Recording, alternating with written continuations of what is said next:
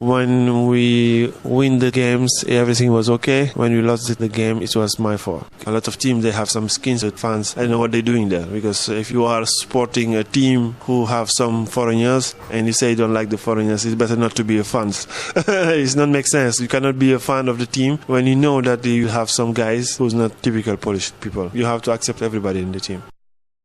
Observations made by former athlete Senegalese Aziz Sek are not isolated cases of discrimination against players of non-European descent in Poland. Throwing bananas into the football pitch to mock African players, displaying offensive banners, or chanting discriminatory slogans are some of the more common practices targeted against foreign sportsmen in and off the field. Football stadiums have for years been an arena of racist behaviour, raising concerns of such acts taking place at the Euro 2012 football tournament, especially as ethnic diversity will be a common feature both among the arriving football teams and fans. In order to ward off threats of xenophobia or racial discrimination, the UFA, in collaboration with FAIR, Football Against Racism in Europe, has launched their Respect Diversity programme. The FAIR network, comprising football associations and players' unions in over 40 countries, has for the past 13 years run coordinated efforts at eradicating racism at all levels of football, in administration, among players, coaches and spectators. In Poland, the activities are run by the Never Again Association. Jacek Purski, member of the NGO, explains. We already started the educational program, which is focused on teachers.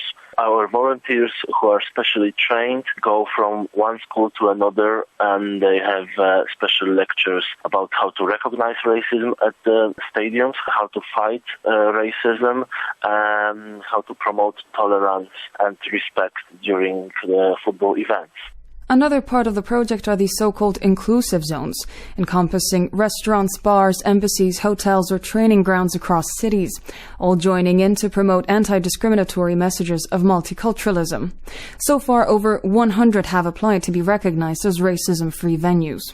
One of the key activities run under the Respect Diversity project is a monitoring system where special delegates representing playing football teams will be on the lookout for any racist, anti-Semitic, fascist or homophobic content during and after the games and will inform authorities if such incidents occur. But Respect Diversity is much bigger. For example, 2 semi-finals during the Euro will have a special anti-racist message. It's a typical UEFA-type information campaigning before the kickoff. So there will be some children with anti-racist banners, another special message for fans at the stadium. Everything, it will be under the title Respect Diversity. What is also important, during Euro 2012, we will have an event called Street Kick. Street Kick is for fans. It's playing football at the streets of Warsaw, Poznań, Krakow and Kiev. Usually in the fan zones there will be a special football pitch prepared for fans, and everything will be under the slogan Football Unites. Similar actions are run in Ukraine, Poland's co-host on the football tournament, albeit experiencing a backlog in social campaigning compared to Poland.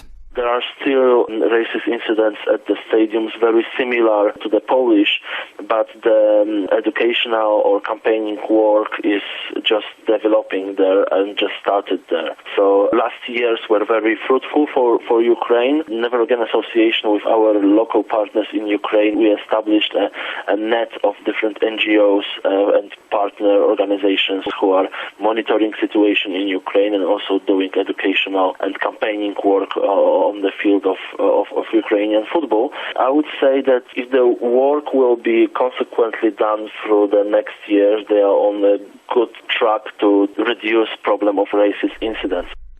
The Never Again Association reports over 100 incidents concerning football teams from the top leagues to the amateur division a year. Yet while racism at football stadiums continues to be a serious problem, the number of such incidents has been on the decline in recent years, as Jacek Purski adds.